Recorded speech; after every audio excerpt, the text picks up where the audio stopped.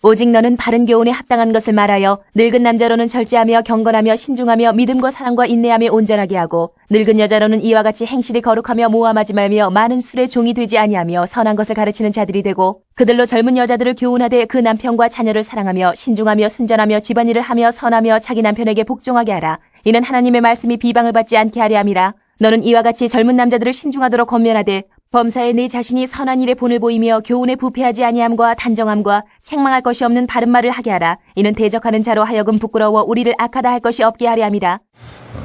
오늘 이 말씀은 성도가 어떻게 삶을 살아야 하는가에 관한 교훈을 얘기해 주는 말씀입니다.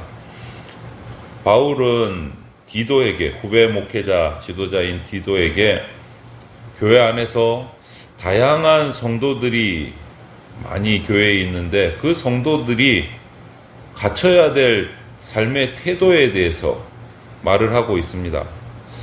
모든 성도는 정말 다양하죠. 나이나 성별이나 또 여러 가지 삶의 모습들이나 다양한데 이런 어떤 나이와 성별, 어떤 상황에도 상관없이, 어떤 차이에도 상관없이 오늘 1절 말씀처럼 딱 명제를 둡니다.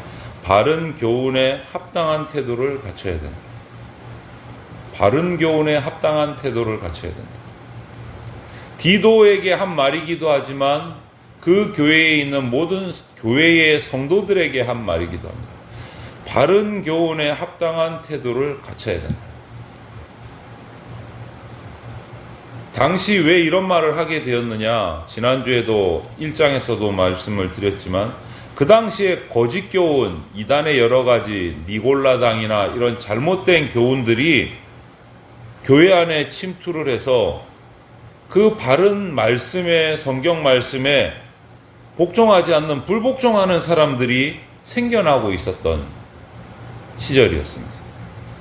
교회의 성도이고 목회자이고 또 평신도 지도자임에도 불구하고 거짓 교훈에 물들어서 하나님의 바른 말씀에 불순종하는 사람들이 생겼다. 그런 상황 속에서 바울이 디도에게 한 말, 너부터죠. 오늘 말씀을 결론으로 보면 너부터 바른 교훈에 합당한 태도를 갖추고 성도들도 바른 교훈에 합당하게 살아가라는 거예요. 그것이 성도의 제대로 된 삶이다라고 말하고 있다. 그렇기 때문에 디도는 성도들에게 바른 교훈에 합당한 모습이 뭔지 분명히 권면을 해야 돼요. 가르치기도 해야 되고 삶으로 자기가 모범을 보이기도 해야 하고 이런 모습들이 그때만 그랬을까요? 오늘날 지금 현재의 우리 교회들에게도 마찬가지로 적용되는 말씀입니다. 우리 교회들에 어느 때보다 많은 성경학자들이 그렇게 말합니다. 어느 때보다 우리 한국교회가 한국교회 역사상 이단이 가장 많은 때다 라고들 말하는 때가 지금 우리예요. 갈수록 더 많아질 거다. 말세가 가까워질수록 더 거짓 교훈이 자꾸 늘어나요. 거짓 교훈이.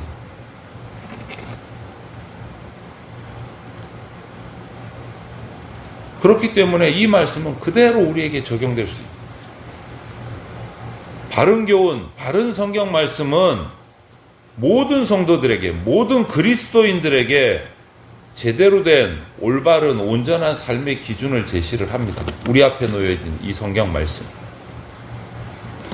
다양한 계층, 남자이든 여자이든 나이가 많든 적든 어떤 직업을 가진 성도이든 그 수많은 성도들이 모인 모임을 우리는 에클레시아 교회라고 말하는데 그 교회에서 바른 교훈인 성경 말씀으로 그 한 사람 한 사람 성도들에게 합당한 삶을 분명하게 이야기해 줘야 돼요.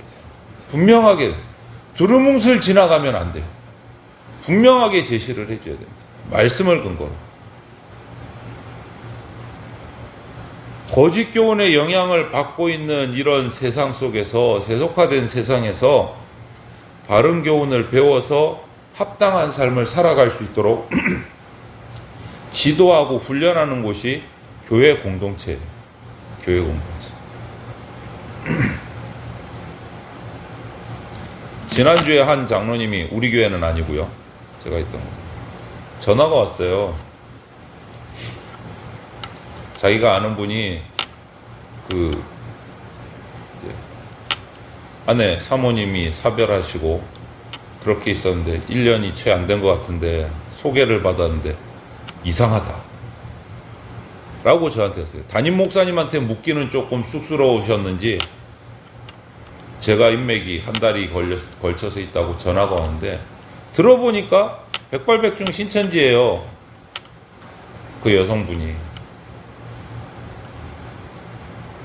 여러분, 이단은 여러 가지 통로로 우리에게 접근합니다. 거짓 교훈은 우리에게 정말 우리의 약점을 파고들어요. 바른 말씀으로 무장되어 있지 않고 지도받지 않고 훈련되어 있지 않으면 넘어질 수밖에 없는. 그리고 우리가 살아가는 이 시대가 바른 교훈을 이야기하면 조롱하고 거부하고 핍박하는 시대가 더더욱 깊어져 가고 있어요. 바른 이야기를 하면, 성경 말씀을 하면 콧방귀를 껴요. 거부를 하고 조롱을 하는 시대가 되어버렸어요. 사람들은 자기 생각이 기준이 되어서 살아가고 있어요. 각자의 기준대로 살아가요. 그래서 서로 부딪히면 싸워요. 강한 사람이 그 사람을 눌러요. 삶이 제멋대로 되는 거예요. 자기가 기준인 거예요. 자기가 진리인 거예요. 이런 세상 속에서 그리스도인은 그 세속의 잘못된 흐름에 따라가는 것이 아니고 맞서서 싸워서 바른 교훈에 합당하게 살아야 된다. 바울이 디도에게 얘기하는 것이거든요. 지도자로서 너는 그렇게 살고 너만 그렇게 사는 게 아니고 성도들을 그렇게 가르치고 훈련시켜야 된다. 오늘 우리에게도 똑같이 적용되는 말씀입니다. 그 바른 교훈의 엑기스를 오늘 세 가지를 얘기하고 있어요. 1절에서 2절을 보면 독단에, 자기의 기준으로 살아가는 사람들, 독단에 맞서서 온전함을 가져야 된다. 온전함. 늙은 남자로는 이렇게 하면서 나이 든 분들을 얘기해서 절제하며 경건하며 신중하며 믿음과 사랑과 인내하며 뭐라고요? 마지막에 온전하게 하며. 우리가 나이가 들어갈수록 연장자로서 교회 공동체에서 아니면 사회 공동체에서 가정에서 지도하는 역할을 감당하게 되는데 자이든 타이든 거기에 합당한 자질과 태도를 갖춰야 된다는, 그게 뭡니까? 우선 절제해야 되고 경건해야 되고 신중해야 된다. 이렇게 되기 위해서 영적인 공동체인 교회 공동체 안에서는 신앙의 기본을 갖추기 있어요. 영적으로 성숙해 있어요. 육신의 나이만 들어가는 것이 아니라 영적으로도 성숙해져 가야 된다. 그것 어떻게 하나? 지도자인 디도 네가 지도해야 된다. 가르쳐야 된다. 영적으로 성숙할 수 있게. 그러면서 이 말씀이 우리에게 던지는 질문이면서도 과제가 있어요. 교회 안에 다양한 세대, 성별, 계층의 성도들에게 올바른 이런 성경 말씀, 바른 교훈을 교회가 제시하고 있는가? 지금 오늘날 우리 대전장로교회를 포함해서 현재의 교회들에게 던지는 질문이에요. 바른 교훈을 가르치고 있는가? 또 세속적인 문화나 이단 이런 것들을 생각할 때 바른 교훈에 합당한 성도의 삶을 교회가 또 어떻게 가르치고 있는가? 우선 교회 공동체 안에 다 그렇게 해야 되지만 우선 나이든 남자들로, 오늘 성경 말씀에 의하면 나이든 남자들, 지도층에 있는 연장자들에게 먼저 그러한 영적 성숙을 위한 훈련이 있어야 된다. 왜? 그들이 가정을 다스리고 자녀들을 다스리는 영향력을 가진 세대이기 때문에. 일반적으로 남자 여자를 구별하지 않겠지만 특별히 우리나라나 이스라엘 같이 좀 보수적인 성향을 가진 교회는 나라들은 문화적으로 나이든 남자분이 가장 큰 소리를 칩니다. 그런 차원에서 이 글도 적혔습니다. 일반적으로 나이 든 남자분들은 자기 경험, 살아온 경험, 자기의 어떤 명예와 업적들을 믿고 독단에 빠지기가 쉬워요. 내가 맞다. 너 다 틀렸다. 내가 평생 이렇게 살아왔는데 이것이 옳더라. 다른 사람에게도 그런 독단을 주장하고 이끌어가고 주입을 하려고 하는 성향이 매우 강합니다. 그런데 이런 독단이 교회 공동체에서 결코 올바르게 적용될 수 있는 부분이 아니다라는 거예요. 한쪽에만 너무 몰입되고 이렇게 해서는 안 된다는 거예요. 그래서 절제 생활을 하도록 하고 경건해야 한다고 지도를 하고 선한 것을 쫓아가도록 신중한 태도를 가져서 자신의 욕망, 탐심에 빠지지 않아야 됩니다. 그래서 신실함, 믿음과 사랑과 인내, 온전해져야 된다라고. 온전해져야 된다. 자기 경험 믿고 행하는 독단에 빠지지 않도록 주의하고 바른 말씀에 합당하게 행할 때 온전해진다라고. 이것이 성도의 삶의 태도가 되어야 된다. 두 번째는 3절에서 5절을 보면 나이 든 여자분들을 향해서 하는 얘기로 얘기하는데 거룩함이에요. 거룩함. 향락에 맞서는 거룩함. 바른 교훈에 합당하게 모든 행실에 거룩해져야 된다.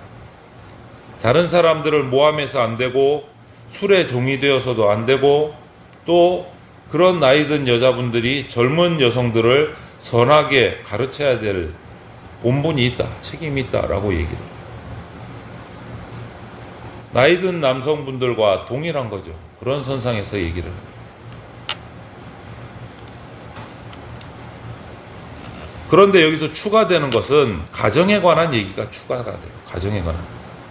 거룩함을 제시하면서 유혹에 맞서서 거룩한 행실을 본을 보이면서 젊은 여성들에게 그런 바른 교훈에 합당한 삶의 모습을 보이라고 얘기하는데 그러면서 자기만 위해서 구별되어야 되는 것이 아니고 가정을 돌보고 남편에게 복종하라. 일반적인 얘기를 하고 있는 거예요. 여성이 열등해서 남성에게 복종하는 것이 아니다라는 거예요, 여러분. 여기서 우리가 오해하시면 안 돼요. 남편을 가정의 머리로, 아내의 머리로 세우셨기 때문에 하나님께 순종하는 거예요. 하나님께. 가족이라는 고귀한 공동체를 세우셨기 때문에 그것을 돌보는 책임을 여성에게 주셨다라는 것을 강조합니다. 거룩함으로 돌보라는 거예요. 거룩함으로. 마지막으로 한 가지 더 성도의 바른 교훈에 합당한 삶을 얘기하면서 6절부터 8절에서 절제를 강조하고 있어요. 절제.